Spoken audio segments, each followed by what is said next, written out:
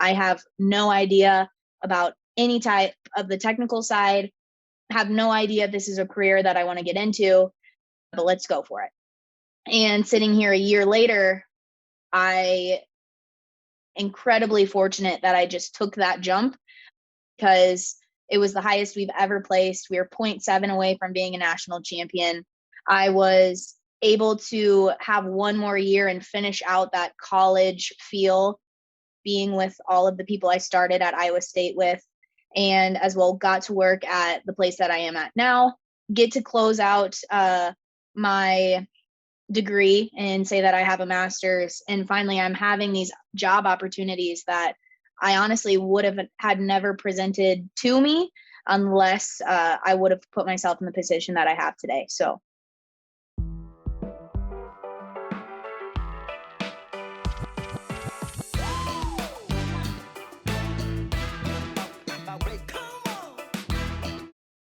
Thank you for listening. Welcome to the show, and feel free to share this episode with your friends. Today, we've got Allie Becker on the show. Allie received a BA in 3 years from Iowa State University, then a master's in 1 year. She got a perfect score in the dance competition, Illinois State dance competition. She was nearly part of the national champion team from Iowa State in that dance competition, and is currently entertaining numerous job offers that are really awesome. She's going to talk about pushing yourself harder because no one else will, and Allie knows how to push herself. She's going to talk about being present even when you're busy, and she's going to talk about having the courage to accept ambiguity in the outcome. Really excited to have Allie here. Welcome to the Edge of Excellence. Well, Allie Becker, it has been a long time since I've seen you, but not a long time since I've talked to you. I talked to you this morning. Really appreciate you reaching out. Really appreciate you agreeing to be on the podcast. Welcome to the Edge of Excellence. Thank you. Really excited to be here today, for sure. Well, thank you for making the time. And I'm going to start off the way I always start off. What is your definition of excellence? Yeah, absolutely. I'm going to take a little bit of a different spin to the definition of excellence that has previously been talked about on the podcast before. But what I would say is my definition of excellence is to be 100% of the time being completely present in what you're doing. And while you're doing that, being goal focused and goal oriented. I wouldn't say that it necessarily means that you have to be the best person in that role, but you are putting in all the effort to be your best self in that role. And along with that is to understand what your values are and what you're trying to accomplish and making those align, being completely present in that situation.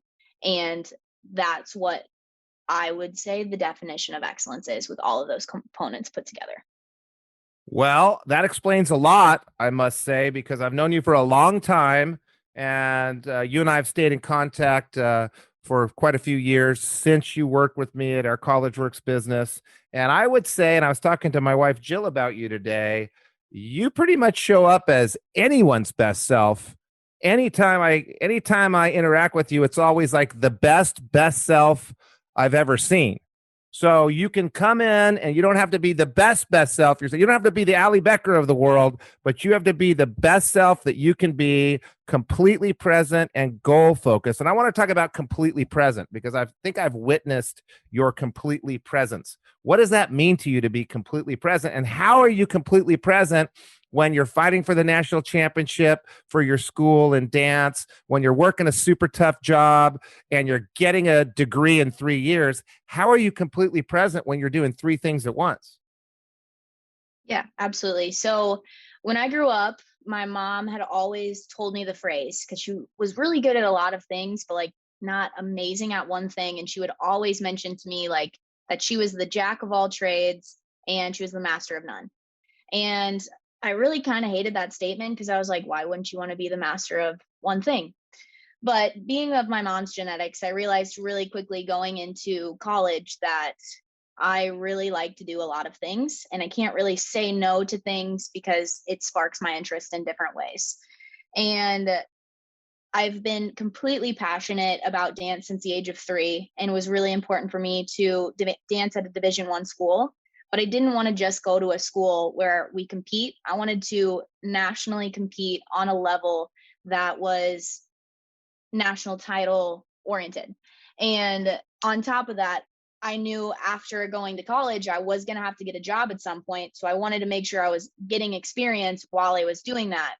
And then on top of that, have always excelled at school. And I didn't want to ever have my grades dip for the other extracurricular activities that I was doing. So while I was going through all of those different things, I just had to remember to show up to school and put my phone away and be completely present in class.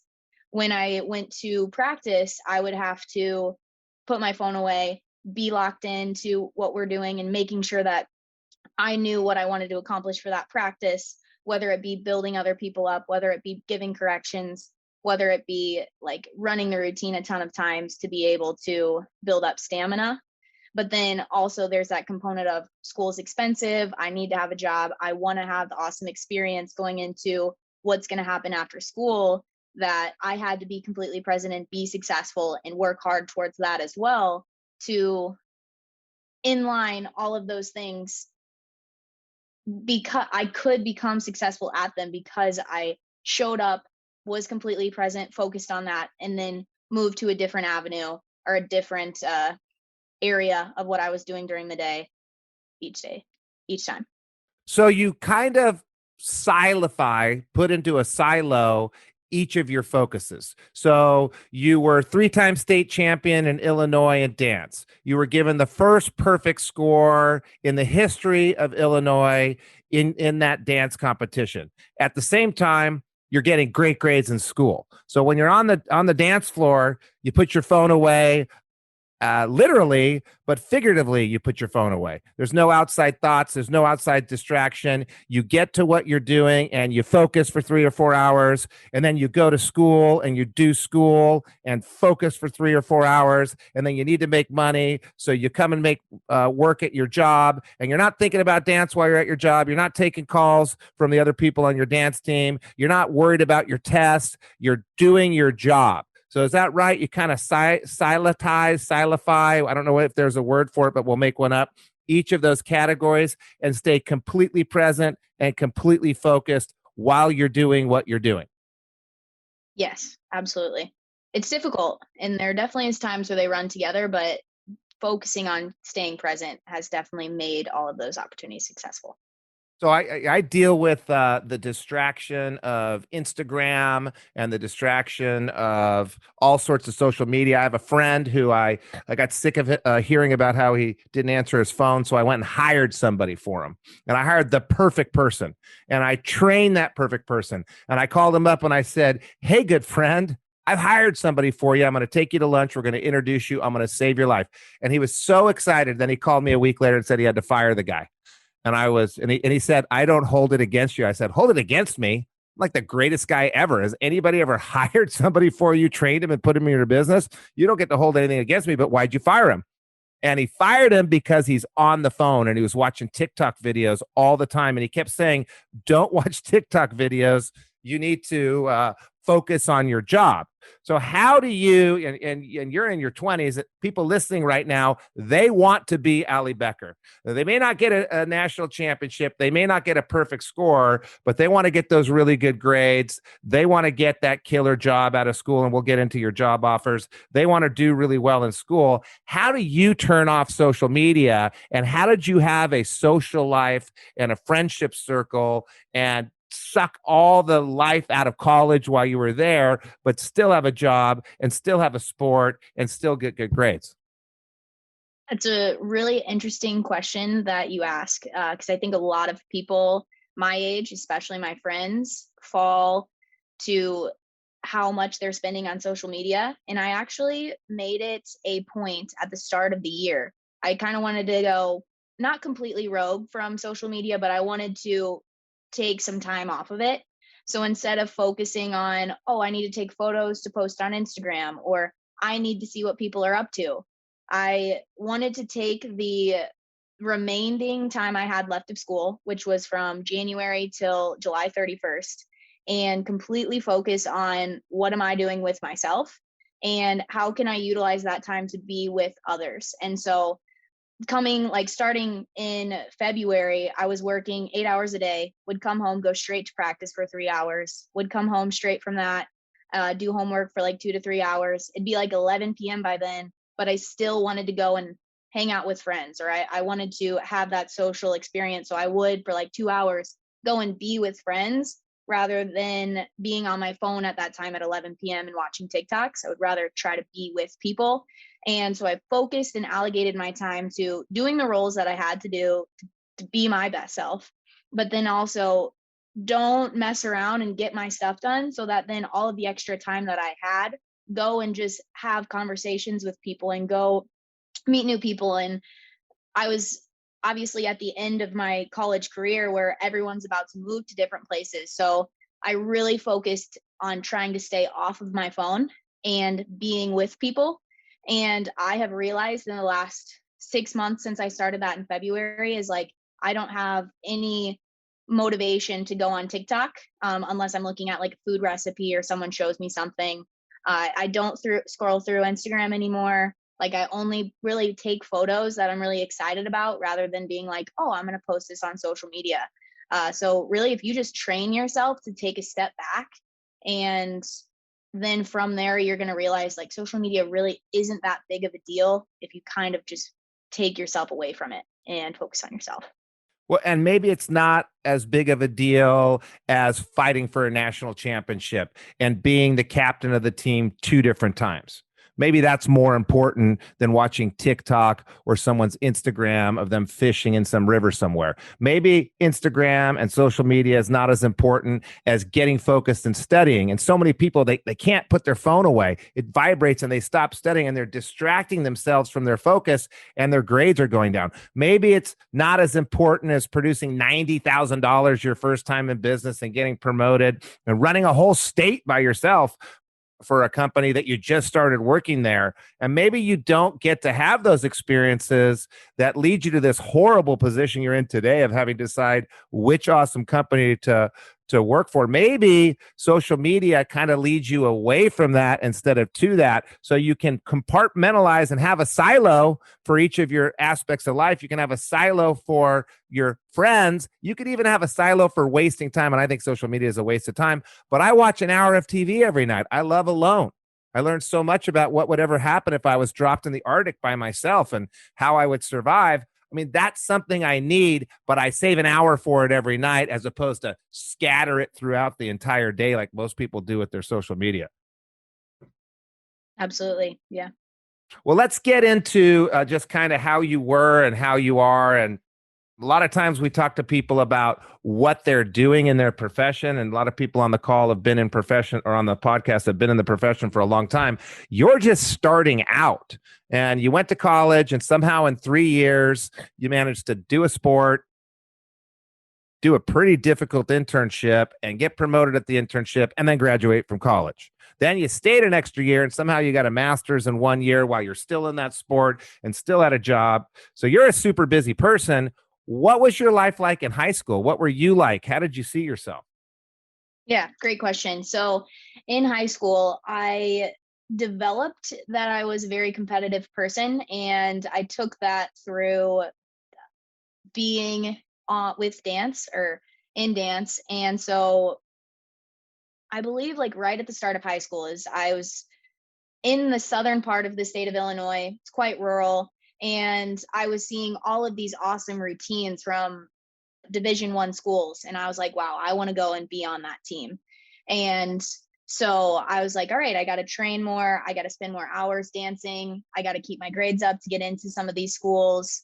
And that was my main focus. So for 5 years, I put my head down and just wanted to try to be as good as I could by the time it came to that tryout. And as well, connection building. I wanted to know the coaches and kind of have them feel comfortable with me joining the team. So then And a very important note, since the age of 3, had 0 injuries and never even thought an injury could occur. Then a month before the tryouts, I was recording a video for someone to take my place because I was not going to be able to go to a competition while I was going to the tryout. So literally my injury is caught on camera and break my ankle. And then also a week after I break my ankle, I learned that the coaches are changing. So everything that I had built up in the last 4 years came crumbling. And I remember going to physical therapy every day. I didn't want my dream to end. And so by the time it came to the tryout, I go up to the University of Minnesota, go through 3 days long of a tryout. I remember sitting in ice baths every night because my body was so miserable, and ended up not making the final team and having a straight 12-hour drive home. And I'll never forget just how much I spent on looking at different schools, reaching out to different coaches, and just seeing my opportunities, because I was determined. Being from a small town in Illinois, most people don't get to go to a Division I dance team, and I wanted to be one of the first or one of the few. So I got the opportunity to video try out with Iowa State, and in a week time span, applied there, took a tour, visited, accepted being in the business program, and accepted being on the team.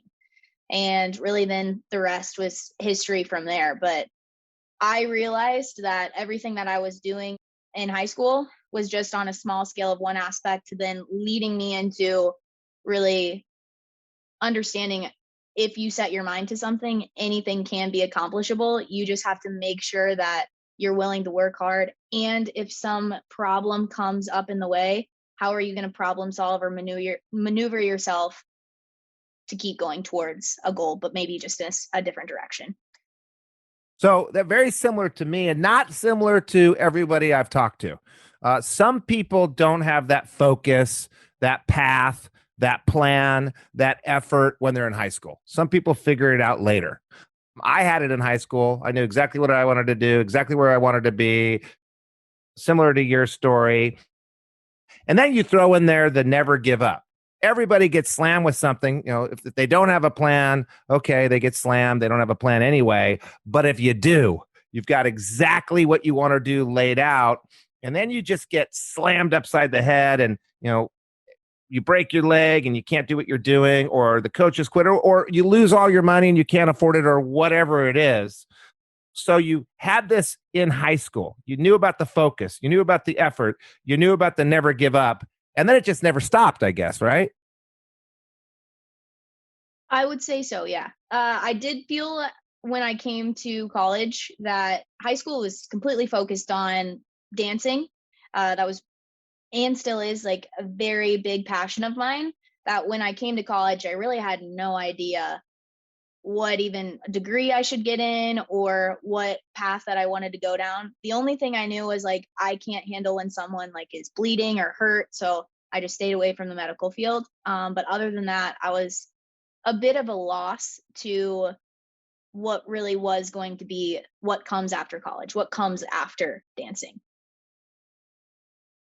And there's so many people that are in that boat. I call it the pre-life crisis. Everybody says you better find your career, you better figure it out. You showed up to college, you didn't know what the hell was going on, and 4 years later, you're supposed to figure out your entire life forever. And I remember having nightmares. Like, literally, I'd wake up in the middle of the night worried about it. And I still don't believe you have to figure out what you do forever. And Allie and I were on the phone early today talking about careers, but I don't think it's forever. I think of it in 1 year at a time. So you get your career, you don't like it, go find another career. I just think you should be moving onward and upward, and you can laterally move. Allie called it the lattice move. I've never heard that before. Laterally move over to the side. If you're climbing up, just get on a path while you're in school. Allie, you were on your path ahead of time. How did you figure out you're on the path to greatness, but how did you figure out where to focus it? How did you come up with your career? And I know you have a master's degree in financial planning. How'd you figure that out? Absolutely. I'm going to go back to even when I was a freshman in college, and I was sitting in a psychology room and in this big lecture hall, and someone comes in and is presenting the opportunity to do College Works painting as the internship. And I remember sitting next to a bunch of my friends on the team. They crumple up the paper, throw it under their desk. And I literally was shocked. I was like, you guys don't even know what this opportunity is. Like, why don't you write it down? Or like, why don't you write your name down? There's nothing that could be worse besides getting a phone call. But that single phone call led to really the whole self-development of myself and understanding that there's so much more to me than just my motivations for dancing.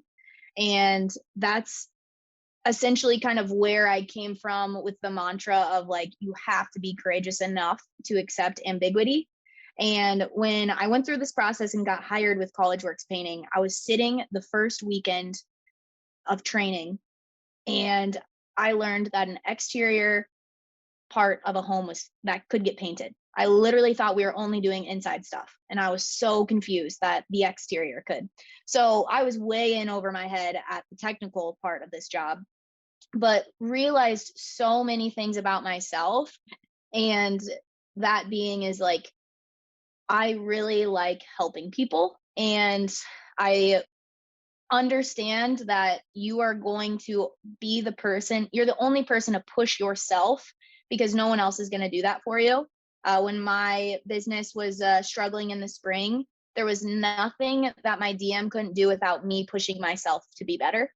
And me learning those two key things about myself then led me on to wanting to be and having the opportunity to be the captain of the dance team and helping others, changing the atmosphere at practice where everybody's inclusive, where everybody wants to be there and work towards one common goal and make everybody else better. That's how we became a team going through. And I got that experience from working with College Works and learning about myself and learning that you have to help others, but you also have to be your own motivator. And once I realized that through my undergrad, I graduated right at COVID, and I wasn't quite sure where the next path was. And one thing in COVID I realized was that people really don't quite know where their finances are. I really like being a nerd and like looking at numbers, but I also like helping people. And in my family, realized they didn't have a sound estate plan. And it was just all of the connections of that time period where I was like, instead of taking a year off to find myself or go into a pathway that like makes the most sense for COVID, is why don't utilize this time to get ahead? And so with one more year of eligibility to be on the dance team, had took the chance and kind of jumped into that ambiguity area where I was talking about you got to be courageous enough to do that. Is I just said, all right, I'm going to go get my master's in financial planning. I have no idea about any type of the technical side, have no idea if this is a career that I want to get into, but let's go for it. And sitting here a year later, I incredibly fortunate that I just took that jump because it was the highest we've ever placed. We were 0.7 away from being a national champion. I was able to have one more year and finish out that college feel, being with all of the people I started at Iowa State with, and as well got to work at the place that I am at now, get to close out my degree and say that I have a master's. And finally, I'm having these job opportunities that I honestly would have had never presented to me unless I would have put myself in the position that I have today. So, Wow. So courageous enough to accept ambiguity. So the ambiguity of another year of school, what do you mean by that? The ambiguity of getting a different degree. What was the ambiguity? yeah, I think even speaking it back from the ambiguity from even College Works is like, I had no idea if it was going to be successful. I didn't know if I was going to fail. Everyone kind of said that this isn't really the path you should go. It's very uncertain, but I was determined that I think that it's going to be a great thing for me if I work hard. Then with graduating in a COVID time and having to hopefully see the payout of going back to school for another year and a half, and instead of making money in a different career, is I had to kind of be courageous to hope that this is going to be the best option. And in return, did turn out very positively, and couldn't imagine not be sitting where I am today. So it's the ambiguity of the unknown. It's an ambiguous end, and it's coming from a person that has a plan, that has a path, that has a focus, that has years of effort, but knowing that you've done everything you could to get to where you are, just kind of jumping off a ledge into the abyss, to seeing if your preparation was enough to help you land successfully in whatever you're doing. Yes, absolutely. So I think a lot of people really don't want ambiguous outcomes. They want certain outcomes. And I don't know that there is a certain outcome. If you're teetering on the edge of excellence, trying to hit home runs all the time, there's probably not a certain outcome. If you don't try hard and allow yourself to fail, if you're so afraid of failure, you're not going to hit a home run. You're going to hit a bunch of bunts and a bunch of singles. So you don't care if you know exactly what's going to happen, because you know you've done everything you can to make sure it happens right, and you're going to take a chance. Yes, absolutely. Well, I want to get back to your definition of excellence because you mentioned values. And the reason why you and I are so close is because of your values. And be sure to tell your mother I said hi. You're one of the few people that worked at College Works who I've talked to their mother before. You and I are close because there was an occurrence that happened at College Works, and you went well above and beyond. And I sat there for 3 separate days talking to you on the phone, or 4 days, every single day. And then I'd come home and say, oh my God, this Allie Becker, this is an amazing person. But it really was that, exactly that. This is an amazing person, because of not just the work ethic, not just the communication skills, not just the passion, not just the kindness and friendliness, but really deep down inside your core values. So you mentioned in your definition of excellence that you have to be present and while you're goal focused. You don't have to be the best, but you have to put in all the effort. And then you said you need to understand what your values are and make sure what you're trying to accomplish aligns with your values. So I've seen your values rise up, to very obvious. How did you figure out what your values were at such a young age? And why is it so important for you that you tie your path to your values? Absolutely. I'm going to keep this as simple as possible to, like, even back when I was an intern at College Works. And I remember there was a time or an instance where I was off of the project. My painters were doing it, and I had come up and I was expecting like a really great paint job, and we could close out the client, grab the check, and it'd be perfect.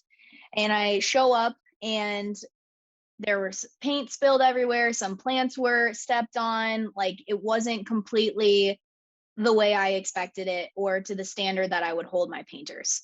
And I genuinely felt so bad that I didn't even want to walk the client around the home. I said, hey, actually, they ended up taking the day off. That something came up. We're going to have your house for one more day. And it was from there that I realized that, like, I don't ever want to give something to someone else and expect them to have this great paint job, and I give them this average to below average job. And so, from a very straightforward point, is that I just want to make sure that people are getting what they are expecting. But then also is that every situation that anyone's in is like, you don't know what's going on behind a closed door, or you don't know what's going on in the second part of their life, that you have to just be the best self that you can be to somebody else, and just continue to just try to be present within that. And that's just a value that I like, is that I really want to make sure that I'm putting my best step forward for someone else, so that they can feel good about what they're doing or what they're going through. And that's just a value that I hold true. And that gets me so much more excited going into a financial advising or a financial planning role, is because they're in a state of financial panic in a way. That's why they're coming to an advisor is because they can't make financially sound decisions because they are in such panic. And that's why financial advising is also going so much more focused into the psychology behind people, that it isn't just investment returns. It's about these people are having a tough time and are in a financial situation that they need help with. That's why your advice is so valuable to them, because you have a clear head. You're looking at their perspective, understanding how they feel, and you're providing recommendations to them. And so taking that value that I understand, that I really want to just help people and make them be their best selves, make them feel good, and taking a role and pushing and shoving those two together are what makes me excited going forward, rather than just being like, oh, okay, well, I'm so glad I got your money. Hopefully you like what you're doing or what you got. And I think it's really important. I just think it's going to make you be able to wake up every day and get excited for what you're about to do, rather than knowing you're really not adding value to others or adding value to yourself. So deep down inside, you've got this value of contribution that's been there for a long time. You've got this value of integrity, true to yourself and true to others, true to your word. You've got this value of working hard and the importance of it. You've got this value of being present and in the moment, smelling the roses. How did you figure out those were your values?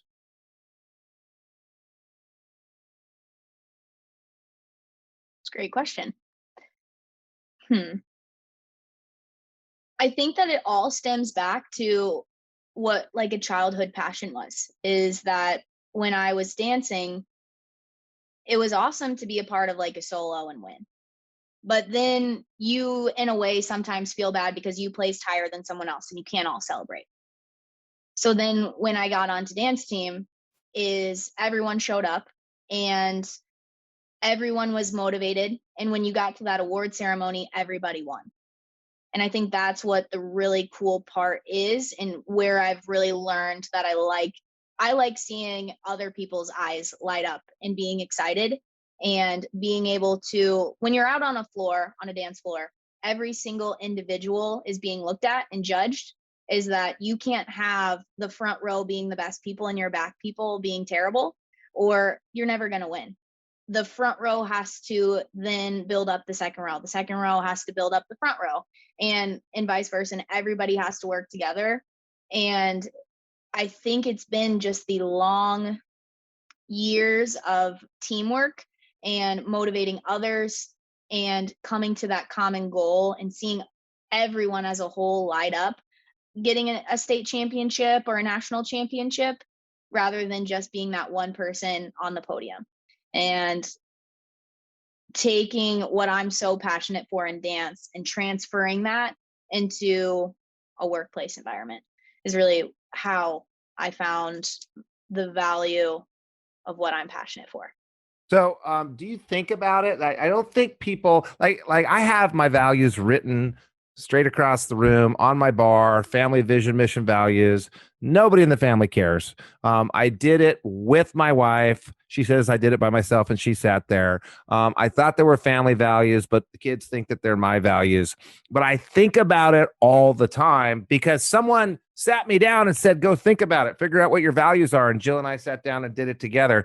Did you think about it, or did it just happen and you went, oh, this is what I stand for. This is who I am. How did it come about? Well, I definitely think it's a mixture of two. One, I definitely think it all kind of evolved with in the way that I chose decisions and took pathways. But others is I have a fascination for picking people's brains and for people to pick my brain, and just trying to understand different people and having them understand me. And honestly, it's just even like you had mentioned, we had a call earlier at 8 a.m. and you picked my brain on a pros and cons of what I'm trying to decide. And through that conversation, things that kept being repeated, I kept realizing in my head, oh, okay, actually, maybe that is something that I'm really interested in. Or, oh, that makes sense. Like, yes, I am excited about that. And so just taking all of those having conversations with other people, trying to have them understand me, and me understanding them through speaking about me has been an opportunity for me to realize what makes me tick. And so that's been the best part of my summer, honestly, is I have went, and so many people are like, are you finally going to make a decision yet? Are you finally going to make a decision yet? And I kept holding off because I feel like I'm just on the verge of that perfect opportunity, what I want to dive into. And it's because I keep having conversations with different people with different insights, and them talking about me talking about them, and just really having a conversation to exploit what's going on in my head and the values that's coming out of me. I just can't realize myself, and I'm starting to realize them through having conversations with others. So you face this ambiguity that you talk about. You're courageously facing the ambiguity. You got two completely different job paths laid out in front of you, and you've got this openness to clarify. You're seeking and learning and seeking and learning and asking questions and digging in. My friend Nicole McMacken, who is on the podcast, says your net worth is your net work. And I keep thinking about that. What does that mean? Well, it means nothing if you don't do anything with it. People used to say to me, Stewie, why are you working so hard? It doesn't matter who you know, it matters. Doesn't matter what you know, it matters who you know. And I always tell them, no, it matters. Doesn't matter who you know or what you know. It matters what you do with who you know and what you know. So you've got this ambiguous future, ambiguous career, ambiguous outcome. You're facing the abyss. You're jumping in without knowing what's going on, but you're not doing it blindly. You're calling people up. You're asking questions. You're open to clarification. You're seeking and learning, so that ambiguous endpoint is actually becoming a little bit clearer and a little bit clearer. And probably your confidence is growing. So it doesn't matter what it is, because you know you can leapfrog to whatever end result that you really want to get to, right? Absolutely. You brought up such a great point, because in the last, since January, I had 3 offers, and I wasn't super excited about any of them, but I was like, but I was also just waiting for opportunities to come to me. I was so busy focused on school and dance and spending the last semester with my friends that I was like, a job will come. Like, I've done enough. I expected a job to come. But I wasn't super excited about any of them. And then it wasn't until June, probably, that I was like, wow, I'm about to finish school. I'm not in love with any of these offers. I know and have met so many awesome people. Like, why don't I just start having initial conversations? Ask them what they're doing. What do they think I should go into? What's the market good for? And in the last month to 2 months, I have been so much more excited to get on phone calls or wake up at 8 a.m. in the morning to have a phone call about something, because I'm so much more excited about my future, because I'm utilizing exactly what you just said of, it is about what you do with the people that you know. And I could not be in the situation I'm in right now, choosing between great offers, without utilizing that network that I have in the last 2 months. Yeah. And it's been great for those people that you've been calling to get to know you again, have conversations again, brush up on where you're at, so they're even more impressed again. So they're still part of your network and still wanting to hear what's going on. And it takes effort, right? You come back to your definition of excellence. You need to be 100% present.